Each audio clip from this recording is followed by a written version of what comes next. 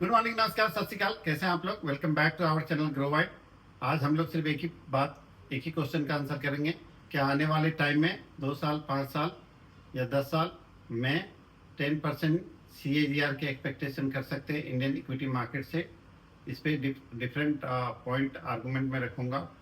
Positive क्या क्या हैं, इसके नेगेटिव क्या क्या हैं, अभी इन्वेस्टर को क्या करनी चाहिए सिचुएशन में जब टैरिफ की सिचुएशन थोड़ी सी नेगेटिव है, साथ में इंडियन इकोनॉमी की हालत कैसा है उस पर चर्चा करूंगा।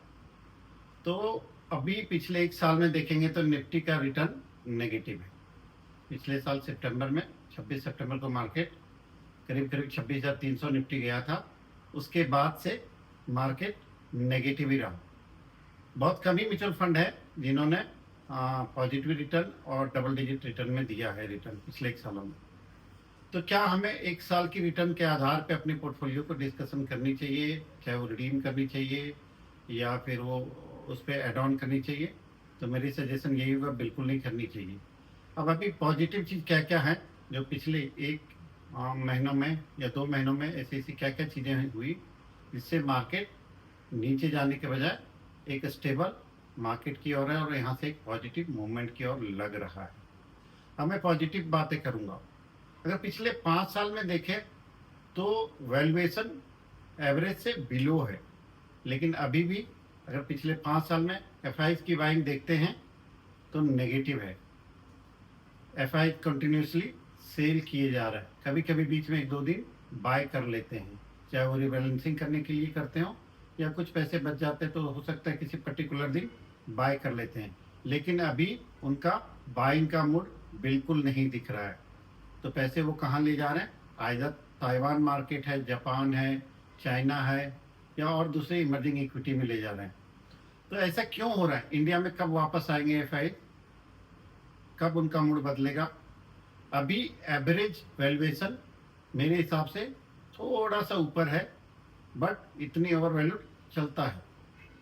इंडिया की मार्केट कभी भी बहुत ज़्यादा अंडर वैल्यूड नहीं रहा है। अब मैं पॉजिटिव फैक्टर की बात करूंगा। पीछे जो डेटा आया है, इंडिया की स्टेबिलिटी BBB किया गया है 18 सालों के बाद। ये बहुत बड़ी फैक्टर है। अगर किसी कंट्री की स्टेबिलिटी रेटिंग बढ़ती है तो बहुत पॉजिटिव फैक्टर माना जाता है।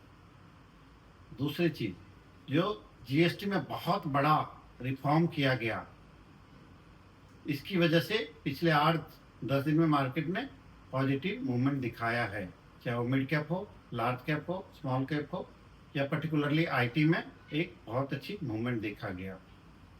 तीसरा चीज अगर हम देखते हैं, इन्फ्लेशन अपने ऑल टाइम हाई लो पे है और यहाँ से RBI को एक अपॉर्चुनिटी मिलता है कि या उनका हाथ खुल जाता है कि एक रेट कट कर सके।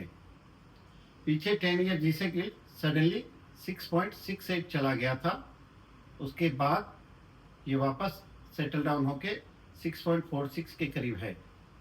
ऐसे में RBI जरूरी कदम जरूर उठाएंगे, चाहे वो शॉर्ट टर्म बॉन्ड लॉन्च करके या कोई किसी भी तरीके से बॉन्ड लॉन्च करेंगे जिससे कि वो वापस नीचे आए। तो अभी भी जो G-Sec यील्ड है वो बहुत ज़्यादा लुक्रेटिव है। मैं अगर आप बात करता हूँ, तीसरा सबसे बड़ी फैक्टर जो भी हुआ है, मानसून बहुत अच्छा हुआ है। भगवान की मेहरबानी है कि मानसून बहुत ही अच्छा हुआ है। हाँ, कुछ कुछ स्टेट में इतराहीमा मचाया है, चाहे पंजाब हो, हरियाणा हो, देहरादून हो, वहाँ भारतीय सरकार ने काफ़ी राहत भरी काम किया। साथ में अगर अभी हम लोग देखते हैं कॉर्पोरेट अर्निंग्स की, पिछले 2 साल में एक्सपेक्टेशन से बिलो गया, मिक्स रहा है या नीचे ही रहा है, जिसकी वजह से जो उनकी कंपनियों का शेयर था अच्छा परफॉर्म करनी चाहिए वो नहीं किया। तो हम आने वाले टाइम में कॉर्पोरेट अर्निंग पे एक बेहतर गुंजाइश देख सकते हैं या उनकी रिटर्न बेहतर आ सकता है, परफॉर्मेंस बेटर आ सकता है। अब क्यों आएगा ये?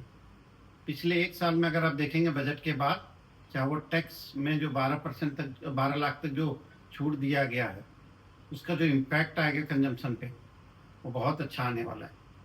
पिछले 1 सालों में अगर आप देखेंगे, चाहे वो रूरल कंजम्पशन हो, अर्बन कंजम्पशन हो, वो फीका ही रहा था।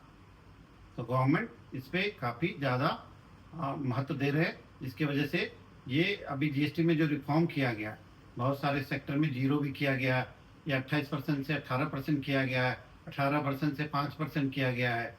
तो ये जो इम्पैक्ट दिखेगा कंजम्पशन में, एक बूम आएगा कंजम्पशन में, चाहे वो रूरल हो या अर्बन हो। तो कंजम्पशन की ओर हमें देखनी चाहिए। कंजम्पशन से रिलेटेड कौन से एमएनसी से रिलेटेड कौन से म्यूचुअल फंड है, वहाँ पे आप देख सकते हैं। बहुत सारे लोगों का मानना है कि एफआई अभी वापस नहीं आएगा। ये हम लोग कुछ कह नहीं सकते हैं कि एफआई कब वापस आएगा या नहीं। पीछे अगर जीएसटी का जो तनाव देखा 25%, पहले लग रहा था कि 10 की जगह 15 या 20 मैक्सिमम होगा। जो फ्रेंडशिप था ट्रंप और मोदी जी के बीच में, उससे ऐसा लग रहा था कि हमें थोड़ी राहत मिलेगी। लेकिन ट्रंप साहब कब क्या करते हैं किसी को नहीं पता होता है। एक दिन बोले 25%, फिर उन्होंने 25% और ऐड कर दिया 50%। इसके बावजूद भी इंडियन मार्केट नेगेटिव इम्पैक्ट नहीं दिखाया। एक दो दिन वॉलेटाइल जरूर रहा, लेकिन उसके बाद किसी भी तरह का नीचे क्रैश नहीं देखा गया। उनकी ओर से, यूएस की ओर से लगातार अटैक किया गया इंडियन के ऊपर, इंडियन गवर्नमेंट के ऊपर या इंडियन गुड्स के ऊपर, कि हम लोग 50 की जगह 100 भी लगा सकते हैं। लेकिन पिछले अगर 8 दिन में देखें तो वहाँ की जो एडमिनिस्ट्रेशन है, वहाँ की जो गवर्नमेंट है, उनमें एक नरमी देखा गया है।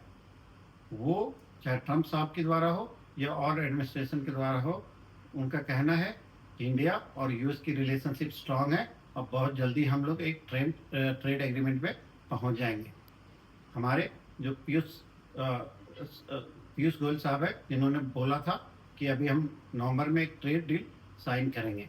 अगर ये सारी चीज़ें होती है तो एफआई की सारा रुझान इंडिया की ओर जरूर आएगा। अगर आप एक साल से देखें तो 4 लाख करोड़ से ऊपर का सेल आउट हो चुका है। अगर उससे से 25% की बाइंग भी होती है तो मुझे ऐसा लगता है कि हम लोग डबल डिजिट प्लस रिटर्न जरूर अर्न करेंगे। पीछे सुबह ही आज मैं एक क्लाइंट से बात कर रहा था, उन्होंने बोला कि मेरा पोर्टफोलियो तो सिर्फ 16-17% का रिटर्न दे रहा है, मेरे दोस्तों को तो 28-29% का रिटर्न दे रहा है। मैं बोला सर ऐसा बिल्कुल नहीं है। अगर आप पॉइंट टू पॉइंट कंपेयर करें तो सबका रिटर्न एक जैसा ही रहा। पिछले एक साल में कुछ ही म्यूचुअल फंड ने पॉजिटिव रिटर्न दिया है, बाकी बहुत सारे stock mutual fund negative return दिए। अगर कोरोना के बाद देखें तो करीब करीब 20 से 25% का CAGR है। 3 साल में भी 30% से ऊपर का CAGR है। 2 साल में 20% से ऊपर का CAGR है। एक साल में कोई फंड डबल डिजिट दिया है, बाकी सब पॉजिटिव और थोड़ा सा नेगेटिव की ओर है। तो ऐसा बिल्कुल नहीं है। आपकी एक्सपेक्टेशन बहुत ज़्यादा है, अपनी एक्सपेक्टेशन को थोड़ा सा नीचे रखना पड़ेगा। हम लोग ये कभी एक्सपेक्ट नहीं कर सकते हैं कि 30, 40, 50% का रिटर्न आएगा। शॉर्ट टर्म में ऐसा या लॉन्ग टर्म में ऐसा होने वाला नहीं है। अगर आप एक प्रॉपर एसेट एलोकेशन करते हैं, अपने म्यूचुअल फंड और इक्विटी और डेट की रेशियो को प्रॉपर मेंटेन करते हैं, तो आप जरूर एक अल्फा जनरेट कर सकते हैं। क्योंकि अभी लॉन्ग टर्म जीसेक भी बहुत लुक्रेटिव है, यहाँ से नीचे जाएगा और वहाँ भी हम लोग एक शॉर्ट टर्म में अच्छा रिटर्न की उम्मीद कर सकते हैं। Mutual fund are subject to market risk. Please read the offer document carefully. Jai Hind, जय भारत।